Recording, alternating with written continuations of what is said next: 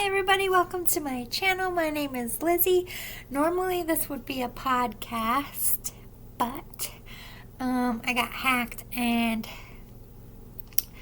all my royal podcasts that I did got bought off and I can't even get them back myself, and I'm the creator. So my throat chakra's being attacked here. Just yuckiness, and we're not going to talk about it. So instead of doing podcasts, I'm going to be doing these as vlogs. And I'm not going to stop what I set out to do. I have a bunch of stuff. I'm still picking between which one I'm doing next week, so I'm going to announce what next week's topic will be in the community posts by probably Wednesday. So you're going to know what the next topic will be. Just pay attention for my community posts. But yeah, let's get into it, shall we? Sorry about my hair. I had it in a hat. I tried. I'm just going to start off. We're going to be talking about a lot of stuff. But I want to start off with the little VaginaDo'sANdDon'ts. By the way, this is code word vagina. We are talking about vagina healthcare. We are talking about sex. We are talking about STDs. We are talking about products, do's and don'ts, all that good stuff. We're getting into it. I'm going to try to do this in 30 minutes or less. Please like, subscribe, and share. It does help me grow. It helps every time someone likes my videos, every time someone becomes a subscriber, every time someone views my video. I can't say that word, algorithm. It puts me out to more people that might need these messages. But and thank you to all my subscribers and everybody who liked. I don't mean to brush it off like I don't care, because I care a lot. You guys touch my heart. Thank you, and I appreciate you. I'm trying to do this in 30 minutes or less. Okay? Love you. Okay, so let's talk about the little VaginaDo'sANdDon'ts. There's not much to go on right now for the little ones, because when you're little, actually your VaginaDo'sANdDon'ts is pretty protected. It's not really until you start menstruating that stuff can really kick up. However, there are things that little VaginaDo'sANdDon'ts are susceptible to. So any moms out there, any dads, these are some things that you should know about having a little girl. For one, it's creeping up on summertime. Little girls can go in their swimsuits most of the day. This is what you should do, but not all parents can do that. They should have a dry bathing suit for when they're not in the water, and they should have a wet bathing suit for when they go in the water, because the truth is little girls are susceptible to yeast infections, but the way they get yeast infections are severe I think they call it flush. It's like it spreads out more on their skin in a rash, whereas in women it goes up in the organ. It still can go up in the vagina for a little girl, and they can still get the discharge, but most likely it kind of looks like severe diaper rash when it starts forming, and that's from being in swimsuits all day. Having a moist VaginaDo'sANdDon'ts all day is not good for the littles. When they're swimming, cool, when they're done swimming for the day, you should put them in. You can still have them in a bathing suit. It's just the fact that, and some bathing suits dry pretty fast. If your kid's drying, like I wouldn't worry too much about it, especially if they're going in and out of the water. But it's mostly like getting sand up there and not getting appropriately cleaned out. That can cause an infection. Just sitting in it. Like if they're up running around, I feel like air's getting in. Not to be gross, but I feel like air's getting in there. If they're swimming, it's different. It's just like when they're sitting in something wet, sitting in something against their little VaginaDo'sANdDon'ts. Just like if they sit in their diaper too long when they're babies, they can get a yeast infection. So if you have a long car ride and your kid's in the swimsuit, change them before you put them in the car, because little girls, they're going to start it. This is how you tell if your little girl has a yeast infection. Sometimes they just smell yeasty down there, and they might not have any symptoms, but other than like a stink, and you're like, oh, you need a bath, and then you give them a bath, and you're like, why do you still stink? It's yeast. It comes out in a yeasty smell for little kids, or they have that, they get like white. It's more white in kids than it is women, not all the time. I don't know why that is, but from the research I was doing, I don't really feel like a lot of the little girls get the discharge. It is possible, and of course, as a parent, you see that coming out. There should never be anything white coming out of your little girl, and like she's itching her pee-pee and complaining about it hurts or burns when she pees. That's sign of a yeast infection, and you should take her to the doctor, because little kids get them all the time. Just like ear infections, ear infection happens because water is sitting in the ear. Yeast infection happens for water sitting in your little girl's vajayjay. So keep that in mind this summer. Long ride home, dry them off, put them in dry stuff. If they're done swimming, put them in dry stuff. If they're in and out of the water, just make sure you're not like putting shorts on them. Let it air out. Let that down there. Get some air if they're going in and out of the water. A lot of the swimsuits are pretty good these days. It was when I was a kid, they weren't. But the ideal underwear for any woman is cotton. Cotton is the best underwear for all vajayjays, especially little girls. I think that's really all you need to know about. Oh, by the way, if you have a new baby, not all hospitals or doctors tell you this, or if you're having a little girl, sometimes when you open their diaper in their first couple pees, it can get a little bloody because their urethra passage might have had something in it from, being in the womb, or it's working out the kinks in there. If there's a lot of blood, I would go, just to like a little bit of spotting, and it should only be once. Don't freak out because that happens to a lot of little girls. If it didn't happen to your little girl, either it was just like a tiny amount of blood that you probably wouldn't even have noticed it, and some people get it, they open it and it looks like a couple drops or two, and on severe cases it can look like your baby got their period, and that's not good. That's something wrong. But anyway, little blood on your daughter's vajayjay for the first couple pees is completely normal. Again, very light blood spotting. It shouldn't be dark red. It's just the track working itself out. Just clean it very good. I know people are weird about cleaning their kids, but vajayjays definitely need to be clean. And, I'm just going to say this for everybody. You have to move the lips, clean on the inside of the lips. But when you're washing your vajayjay, it should be very soft and gentle, adult or child, it doesn't matter. Any kind of roughing up, toughen up the skin can aggravate it and give you more razor burn if you shave in your bikini. It's just not you want to scrub enough to get it clean, but you don't want to get it clean. Get inside the creases. This is what there should never be any kind of scented soap on the inside of your vagina. Your lips, yes.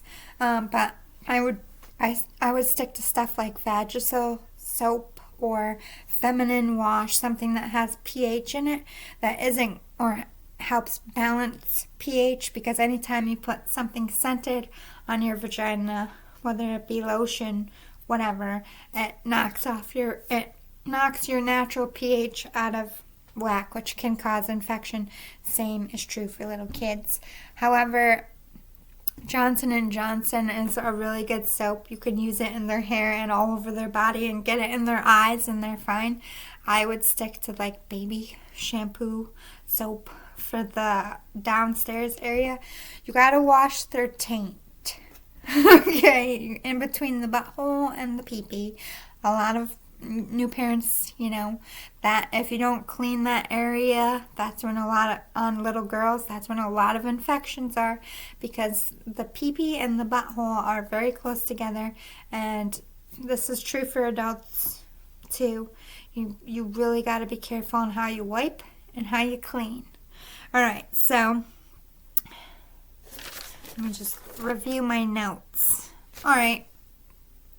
The big debate in which way do we, since we're on little kids, which way are you technically supposed to wipe? And I dug into this because everybody has an answer, but clinical doctors say you wipe front to back for women and little girls. So dads, moms out there, front to back with washing as well.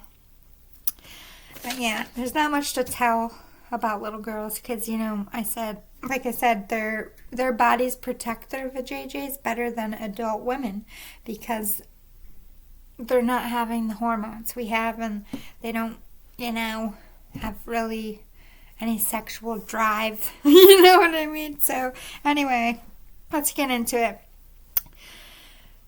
Since we're on the topic of care of the vagina, in my research, I was rather surprised because my generation, not to be TMI, but I shave all my hair off. Apparently, that's bad for the vagina. So everybody who, just trimmed with scissors, left the landing strip, I'm not talking about, the bikini line because that's your leg.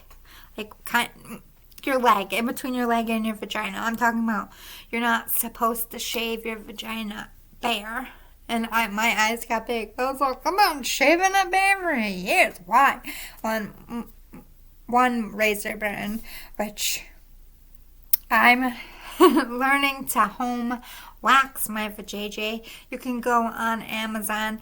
I still get razor burn from wax. So I don't know if we're ever going to be free of that, ladies. 100%.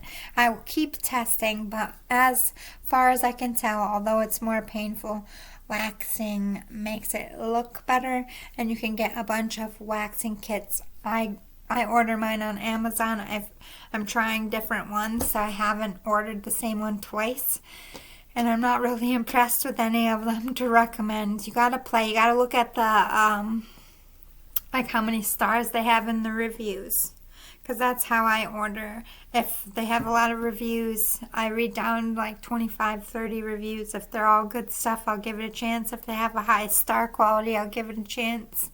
But I just think I'm not good at waxing yet. I gotta get better at it. But there are techniques. I was researching, some people shave their vajayjay in the tub underwater, and they said that takes away razor burn. But I've tried that before, and I have severely sensitive skin. So anytime, if I get lazy and let it stubble, the first time, I have razor burn because my skin's like, you let me stubble. If I keep it, because honestly, I do it every day in the shower because of that. I don't let my armpits or my vajayjay go. I'll let my legs go. I don't give a shit in the winter, but not the bits. But apparently, we're not supposed to do that, ladies. One, your hair protects your vajayjay from bacteria. It provides a dome.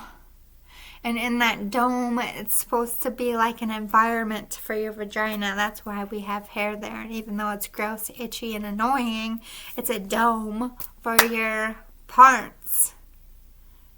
But I don't know if I could do a bush again. I can't.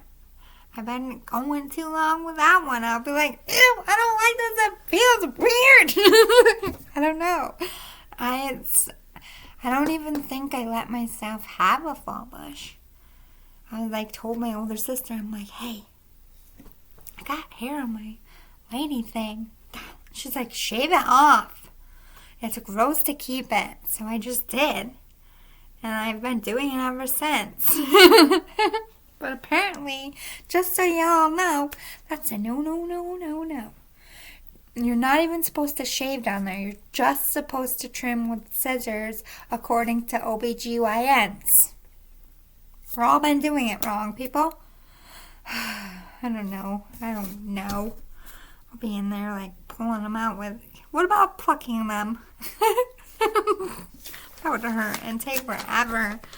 Alright, let's talk about some infections that, now, we have STDs, we'll get to those, but these are like common infections that OBGYNs report that most commonly they see in a work week with women.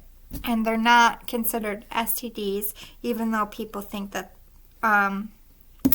let's start with the one I'm talking about. Bacterial vaginosis, or BV. Yes, it can be caused by multiple sex partners, but you can be celibate and get BV. So no, it's not technically a sexually transmitted disease, but having unprotected sex and having multiple sex partners will give you BV. And this is why. It's not because it's an STD, it's because of the exchange of fluids.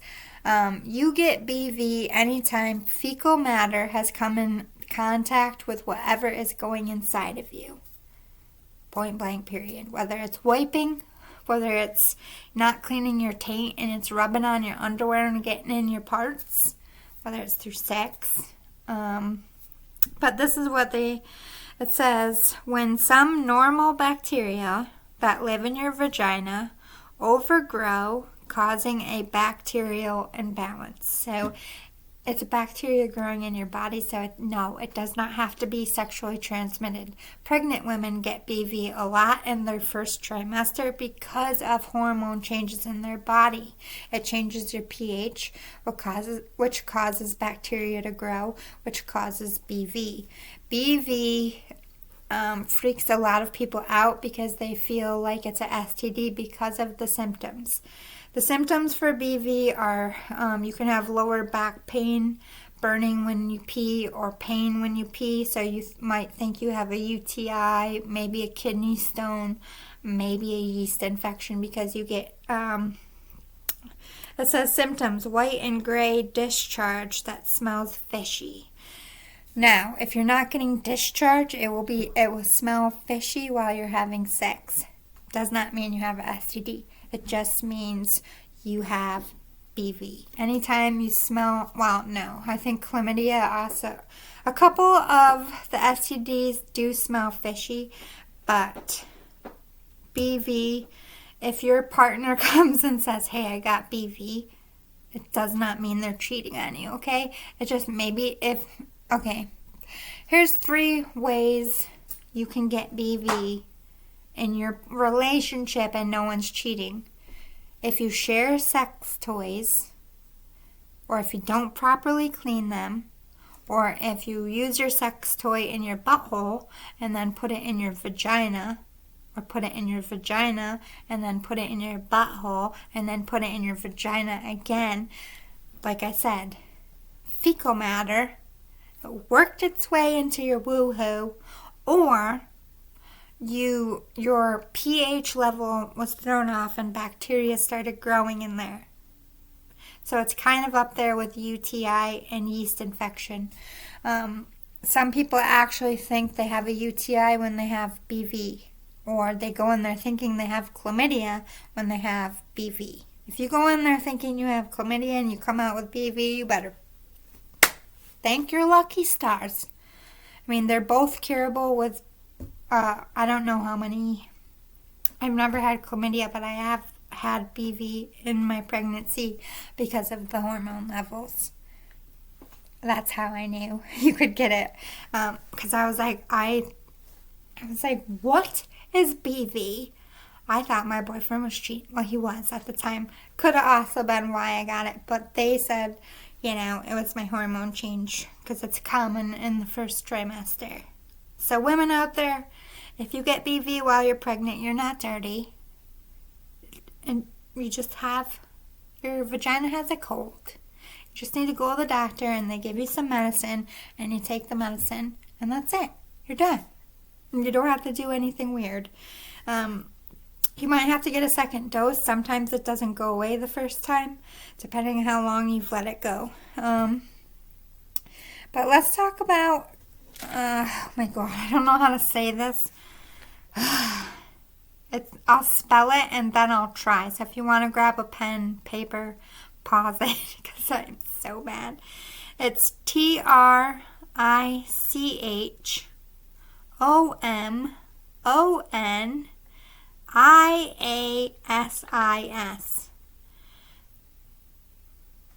Trichomoniasis. I'm dyslexic, so it's really hard to read this backwards. Trichomoniasis. Anyway, this is a STD, and it's caused by a parasite that gets into your private parts by somebody who has it in their private parts. But it's treatable, just like chlamydia, through antibiotics.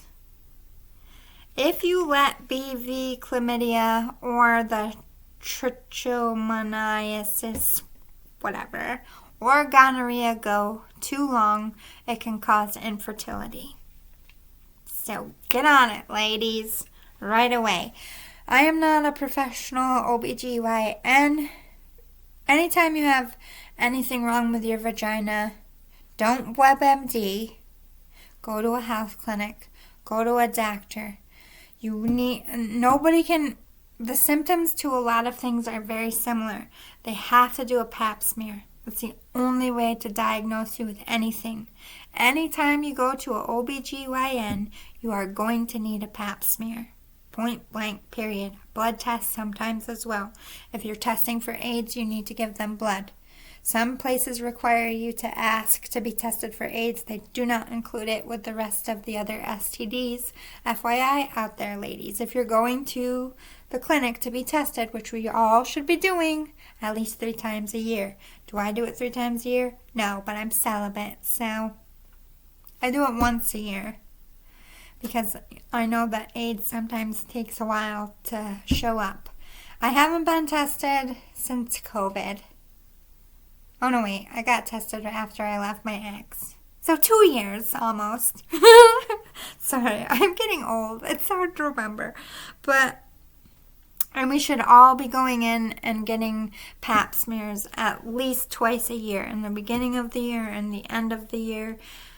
Depending on how old you are, you can get away with going once a year. But if you have sex, and you have sex a lot, and you have more... I'm not judging you. If you have a lot of partners or a couple of partners a month, please get tested for your own health and your own safety. There's so much weird shit going on. Like, there's new STDs every month. Like, I'm not even exaggerating. Like, STDs, STIs, all that stuff. Like, I don't recommend unprotected sex at all unless you're married. Like, living together. And even then, like, are you... Well, married. I mean, I feel like once you say I do, you should be free of those things. But, thrush it's called. THRUSH is that when the little girls get the rashes. But women can get this too. You can get thrush, which is a yeast infection on your skin.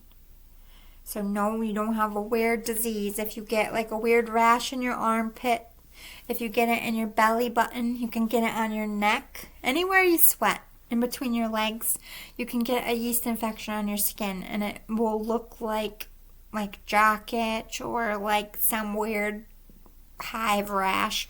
It's thrush, but you should have it looked at by a doctor as well, because sometimes you need like steroids or whatever. I don't know, I'm not a doctor. Cream. You need cream sometimes. Alright, so chlamydia, the symptoms is very similar to BV. You're going to have discharge. You're going to have burning when you pee. Ladies, anytime you have something coming out of your vajayjay, anytime you have odor during sex or just odor in general, time to go to the doctor. Don't let it at all grow out of bounds. And also in my research, by the way, I did not know that we are supposed to be, I do anyway, because like when I come home from work, I change into my comfy PJs and I put on a different pair of underwear. I just feel like, clean underwear, you know? But you're supposed to be changing your underwear twice a day. And ladies, when you can, not when you're bleeding, your vajayjays need to air out while you sleep.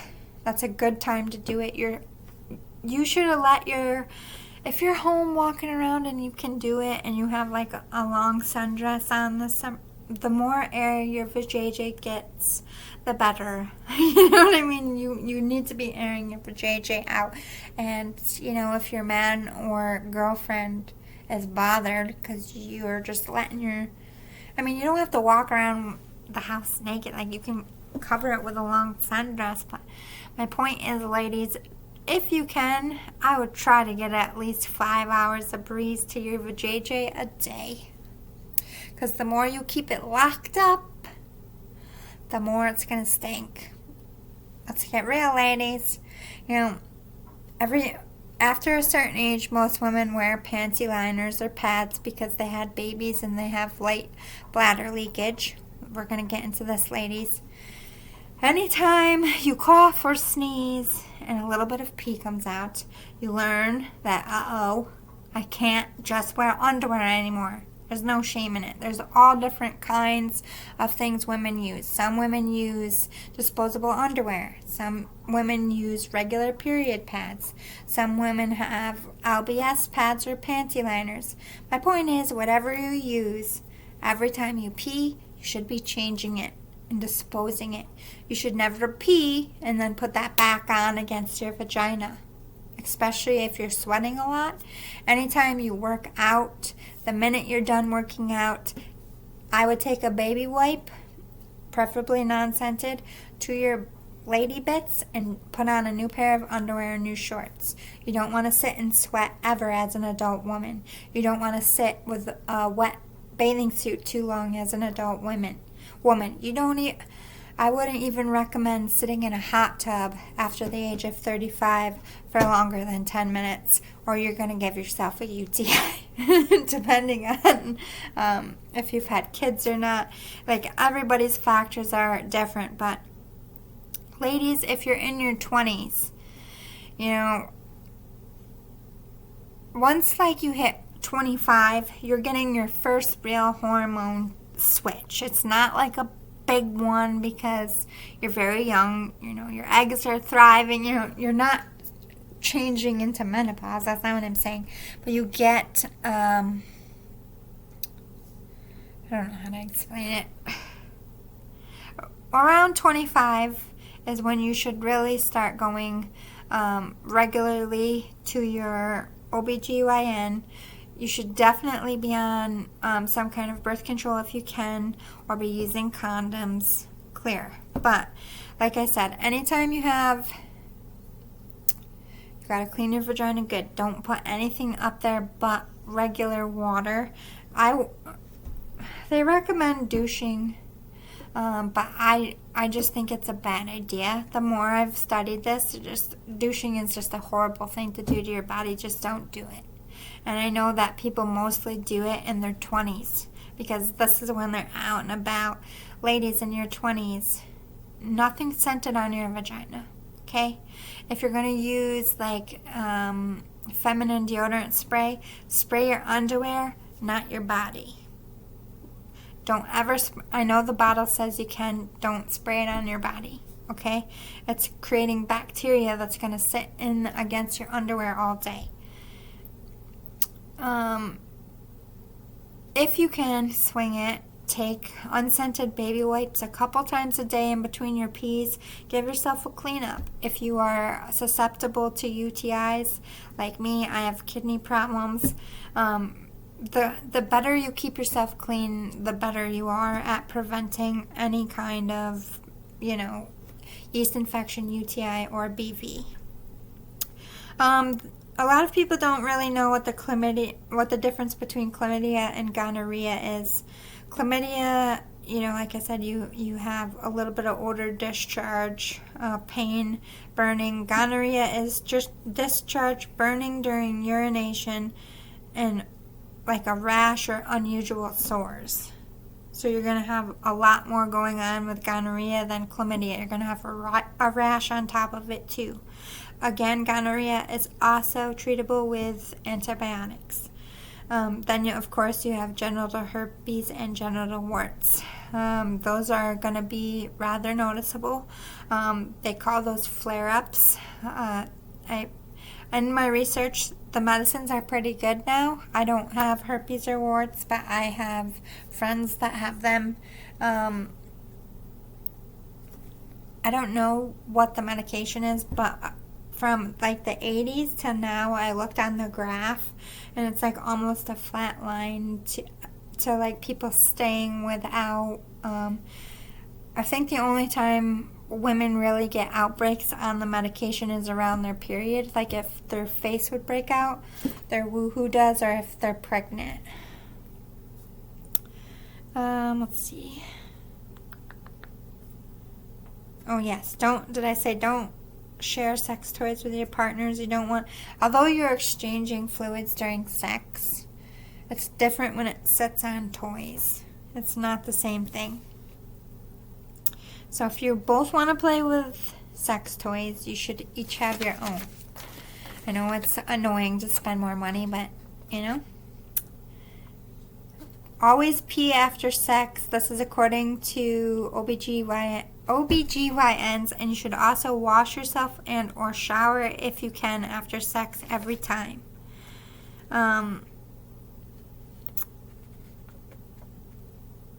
OBGYNs say the best defense to any infection is limited sex partners and wearing condoms, as in don't have unprotected sex, and no soap inside the vagina.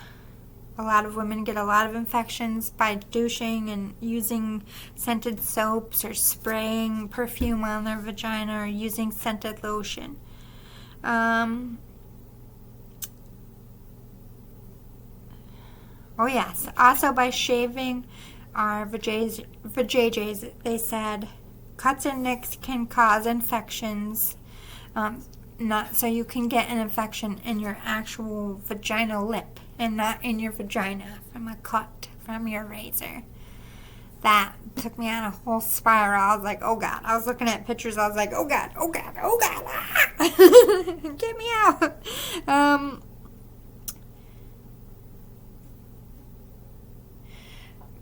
The best thing to do is to keep your pH levels balanced, because that's the best defense against anything. And they say normal pH is slightly acidic. So here's some products, some companies that I think are really good. AZO, they're pretty cheap if you have any kind of female infection and you can't get to the doctor right away. You can go to Walmart and get like UTI medicine, any kind of vagina stuff. They're really good.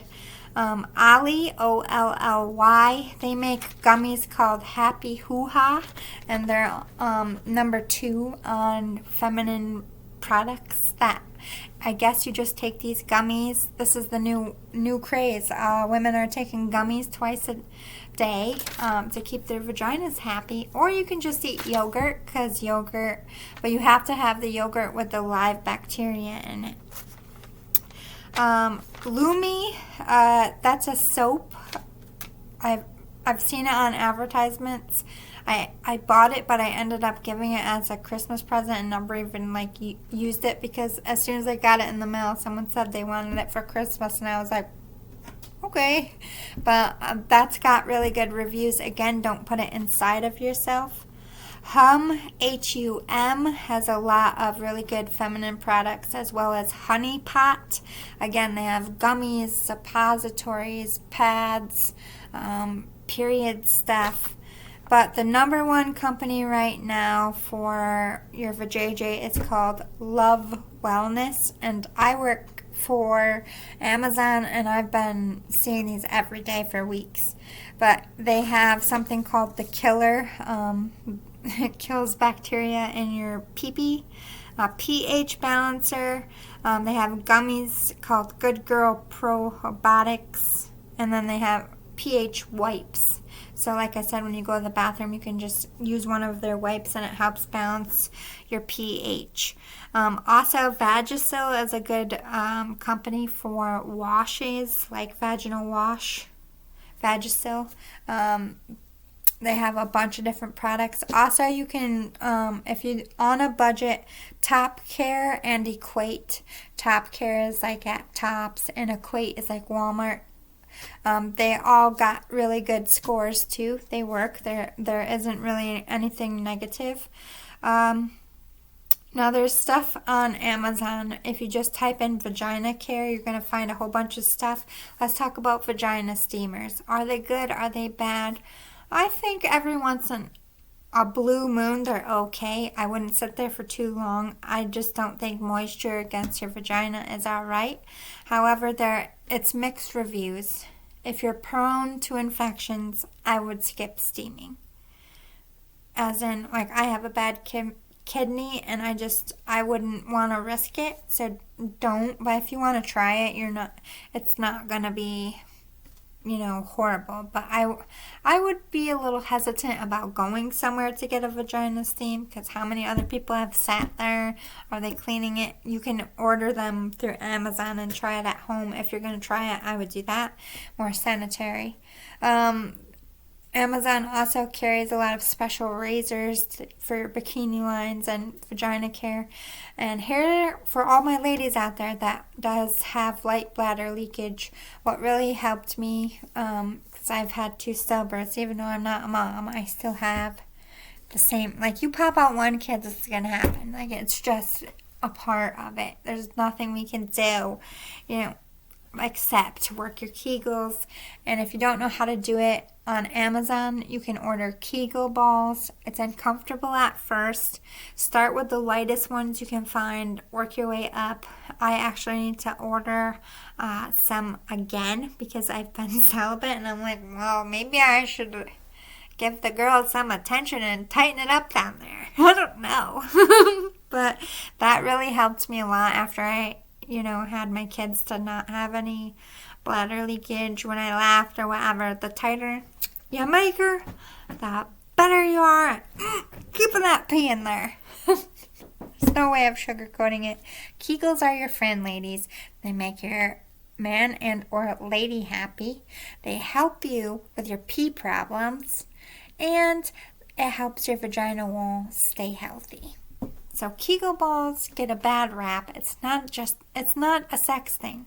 If you want to look at Kegel balls as your vagina care, it's just a perk that it makes your vagina tighter. It's making your wall healthy. It's like a muscle. Just like anywhere else on your body, you're working it out, and at the same time, you're going to help yourself have less accidents. Kegel balls.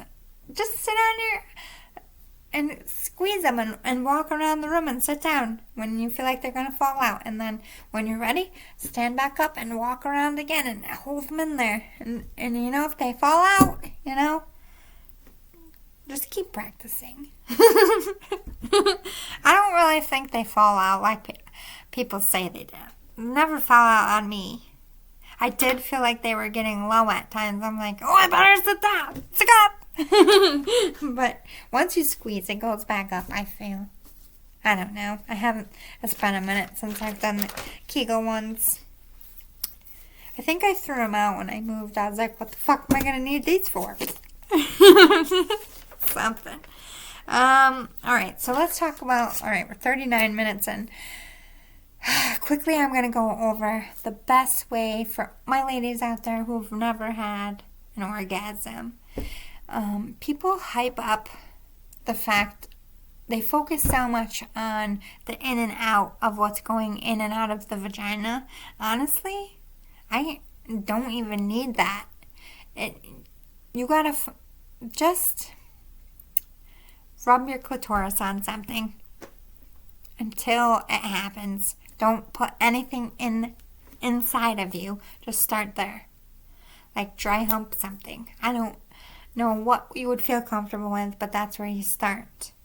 And then your body's naturally going to tell you what to do. You don't need a man or a woman to do this. You can do this by yourself.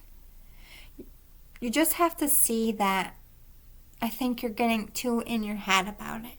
You're focusing too much on the act of sex. You're focusing too much on the penetration of it.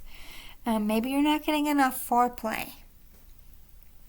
There are all different kinds of sex therapies, all different kinds of books, but I really just feel like you need to get to know C. Call it that.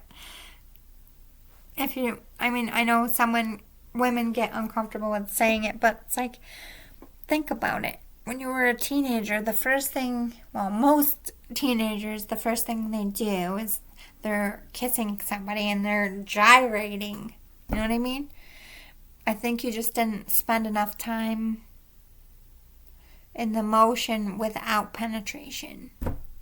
So the best way to learn where your G-spot is and how to orgasm is actually not having penetration at all and just having friction against the clitoris. You don't need penetration to have a O. You don't.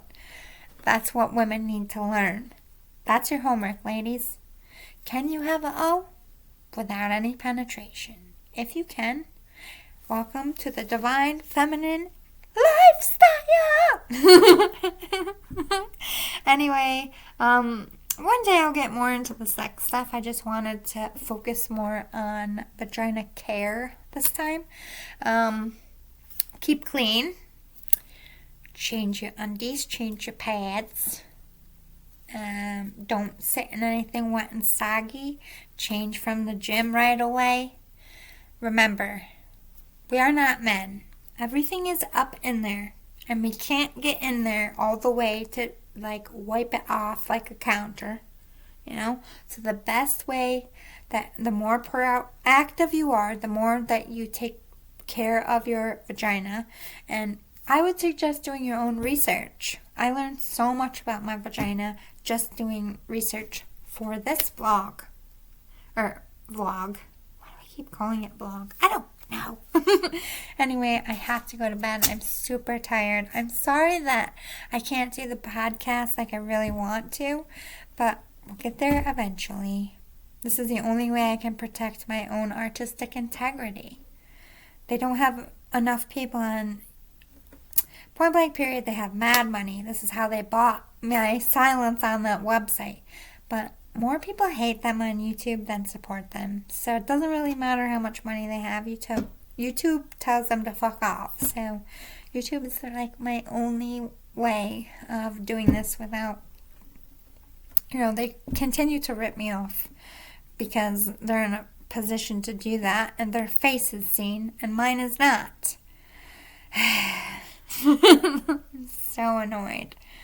They literally sit and wait and watch what I do. They study me and take notes. It's fucking creepy.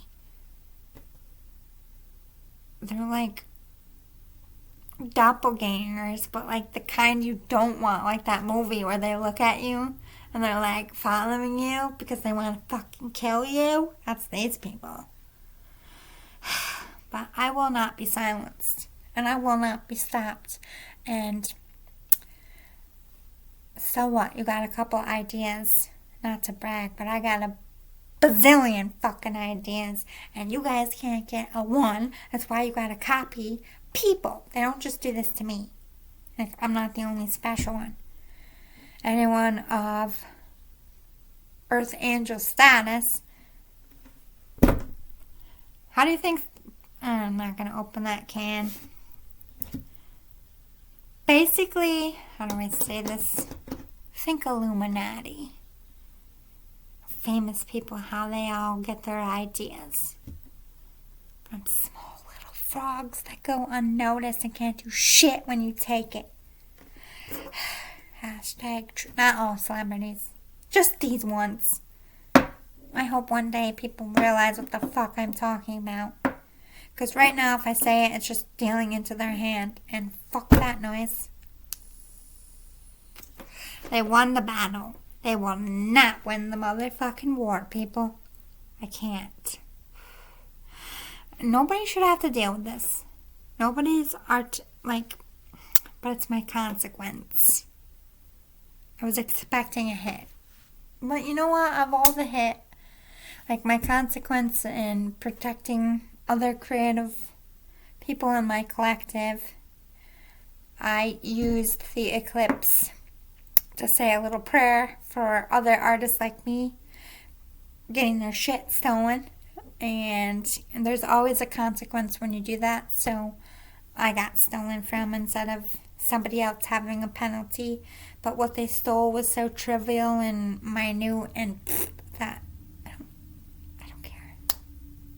I was just doing it to appease what people asked of me, and I just wanted to watch it back to see what lined up.